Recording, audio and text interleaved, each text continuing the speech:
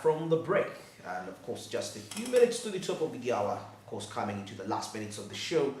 As we still driving your business in here. But of course, all this is powered by Zabu.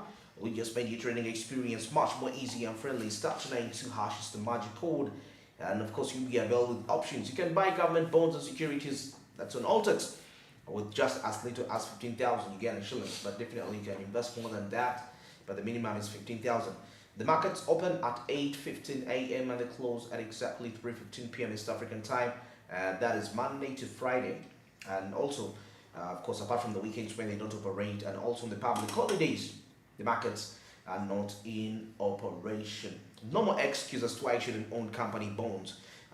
Government bonds and company securities. Zabo just made it much more easy and friendly for you with any mobile phone. Actually, you don't need a smartphone. Even with a button phone, you're in position to actually own a share. Zabo, my money, my future, altered East Africa.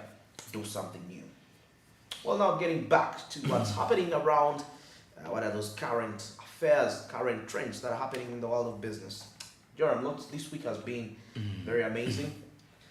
I believe there have been, events that have been quite life transformational, economic impact, and also looking at the individual basis at the same time. There's a global leaders conference that has been in China. Yeah. And the week is one that is actually summing up the month of March. Yeah. Today is the 31st Friday. So 31st Friday being the end of the month, tomorrow we shall be into 1st of April. Lots of things coming up in the month of April. That is when we shall be having the Easter celebrations. So you realize the month of April does look like one of festivities, obviously. And the business world can be ready for that.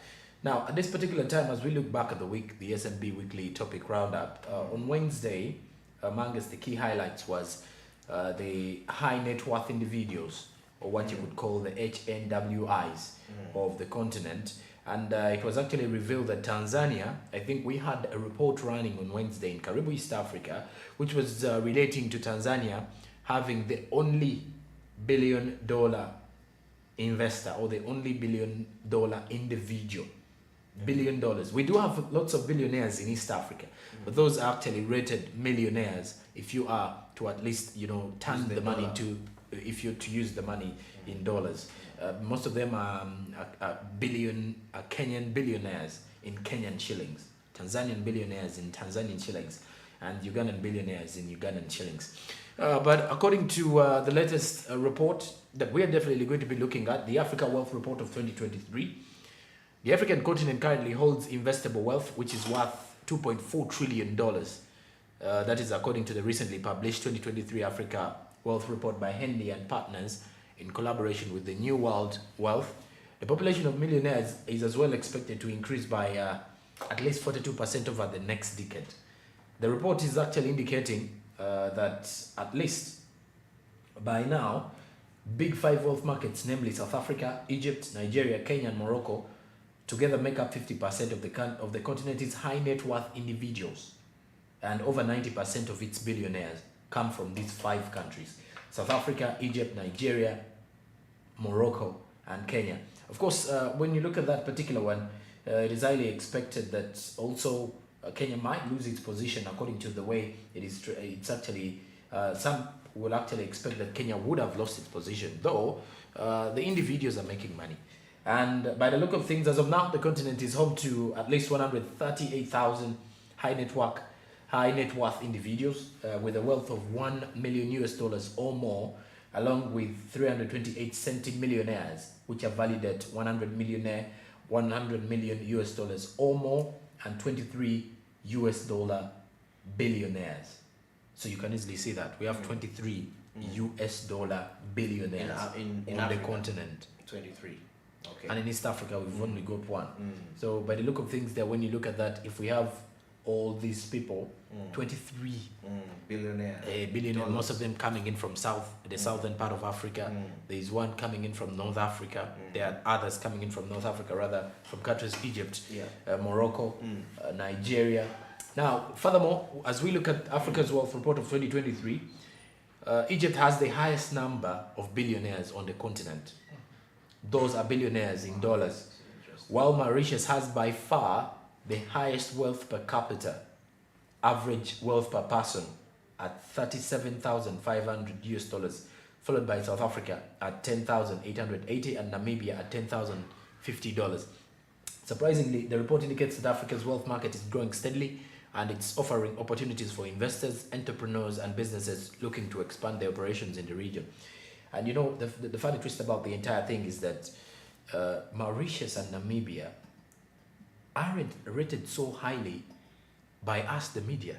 And surprisingly, their economies are performing so well. I for one, wish to actually go on, if I ever want to go on a trip, I think I would want to try and see Mauritius. I would want to go to Namibia, because I've actually seen they have a very amazing tourism sector. Their tour sites are huge. Yes. So on the screen, we have now the list of African countries with the most dollar millionaires. That is according to the top to the bottom. South Africa, according to the report, is actually having 37 $800 millionaires in total. That is according to the Henley and Partners in collaboration with the New World Wealth. And of course, that was the Africa Wealth Report that was released earlier this week. Now, Egypt has 16,100 millionaire. It does actually look like South Africa is overweighing the board. It's too far. 37. A big range. Yeah. A big, yeah. Nigeria, 9,800. Kenya, the East African country, the second East African country on the list, has 7,700 dollar millionaires.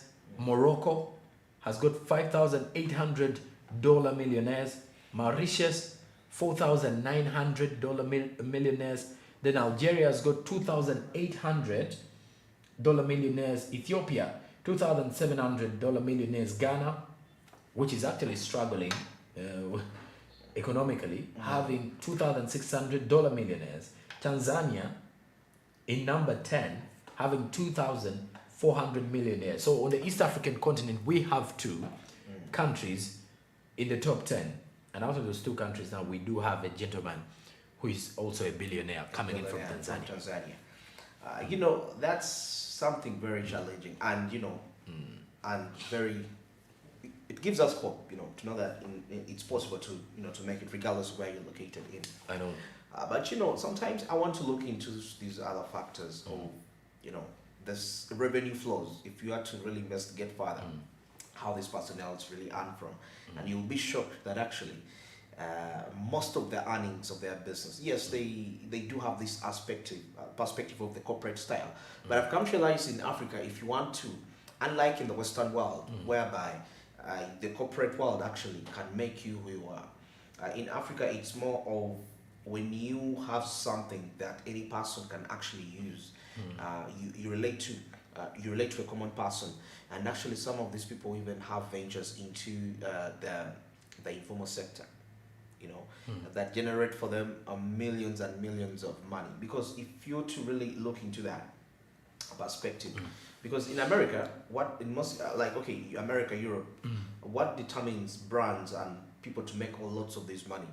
It's mainly the corporate class that dominates, and you know, and if you're dealing in that perspective, you'll be okay. You know, shall give live examples. But now coming down to Africa, people that make people billionaires are the common people. That's surprisingly, it's more of a reverse to a bigger extent. If you're to look into, you know, the products that are consumed by a common person in Uganda, and you try to search out the origin, the manufacturer, you find that actually these are people that have been, these are rich, feel very rich people, you know, looking at that.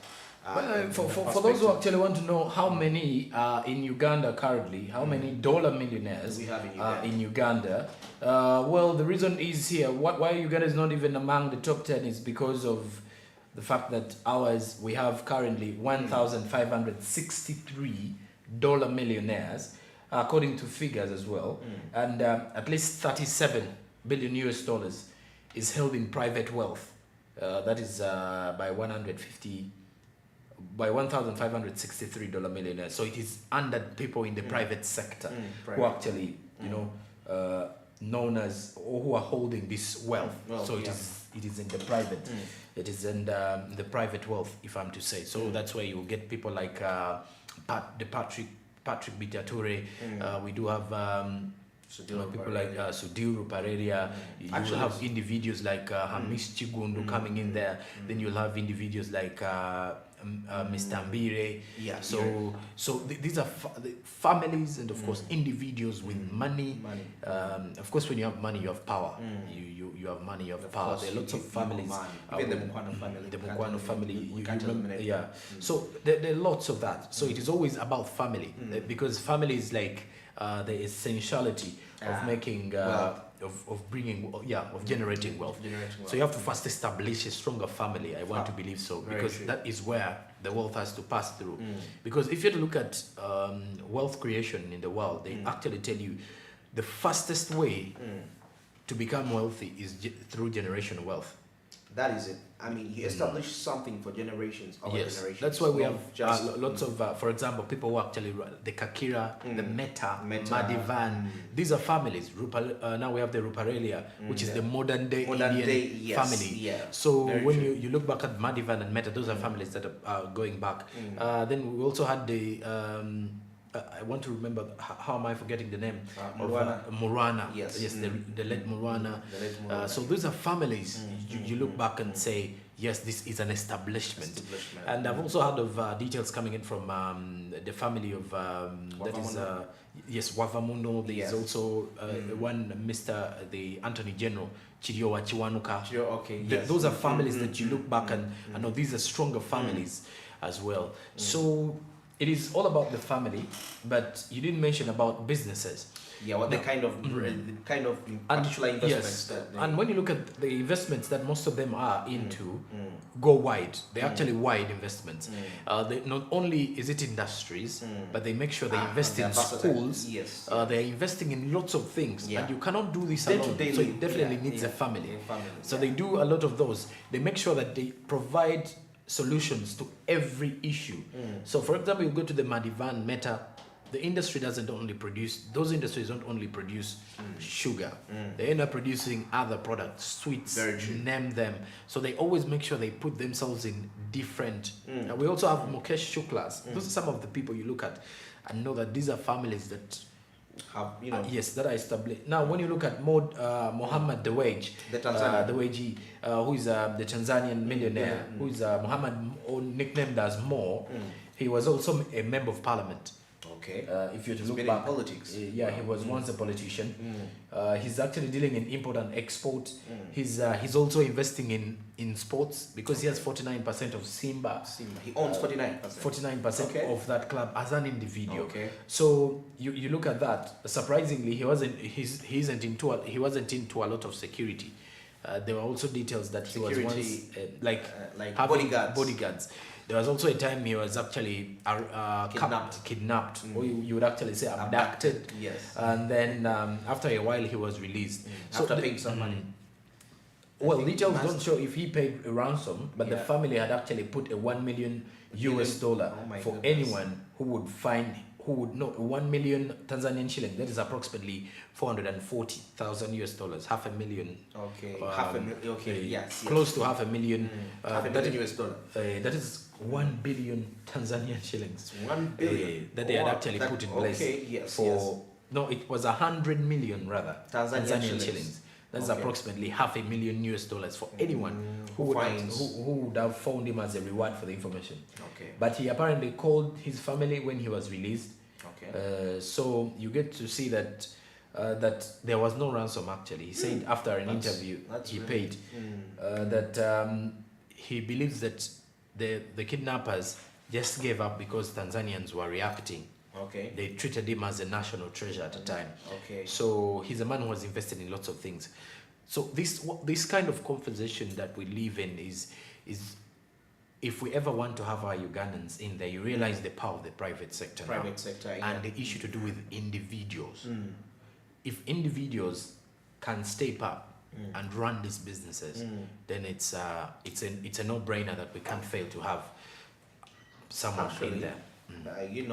I feel like in Uganda, actually not Uganda but Africa, there is all this mentality, all this aspect of every generation. Now, like I'm a generation. If I'm to look for my grand, every person you're building from scratch. I mean, and that is very frustrating, by the way. Every you're supposed to do your own things. Your dad tells you from the families start never, that it is I on worked you. for mine, for You this. work for your own. Work for your own. Now, I'm also going to grow with that mentality. I tell my child. Yeah, But Steve Jobs is going to find his nephew, probably if he doesn't have a brother, biological nephew. He's going to teach him how to make an iPhone. Or if he's not interested, so that at least it continues in the each generation. generation. You know, if it means to invest money for that person to go to university and study something in relation to what you're already doing, that's part of the investment. You know, because you are prepared, you're studying now with purpose. You know that.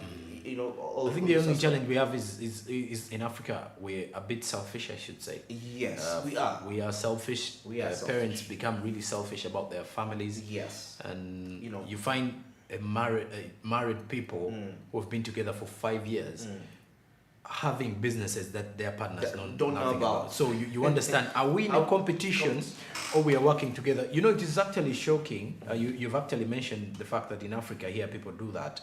It is actually shocking that not until, for example, a father is on a deathbed, that is when They tell families you, get to know yes, he has been having this business, he has been working here. he has So this asset. I still don't understand why you can live with someone. What you will definitely live. You never know people, but the mere fact that we keep these secrets, we are too selfish to keep secrets from people. Then I don't see households, you know, reaching that level. And until we are really open, you know. I was actually told that if you ever want to do, let's say, constitutional marriage, this court marriage. Court marriage, yeah. Before you actually agree, there are lots of things you need to know about your partner. Yeah, yeah. First of all, they will tell you, do you know the businesses of your partner? Yes. Where does he work from? Which other business does this person do? You know, you need to know a lot of these things. Their wealth status. You're getting into a commitment with someone whereby you need to know at least 80 or 90% of their growth of who they are. And here, people only get to know 20% of the person. Yeah, very true. By the You know, you for example, the women, you're married to a man, you don't really know what he's doing. All you know is he's bringing food to the table. The question is, what if he dies? And then you get to know of him doing maybe money laundering businesses, or he's a criminal somewhere. So these are things we need to know of. And, you know, fathers, I think parents need to put their children, they need to make their children accountable. Children need to know where you get your money from.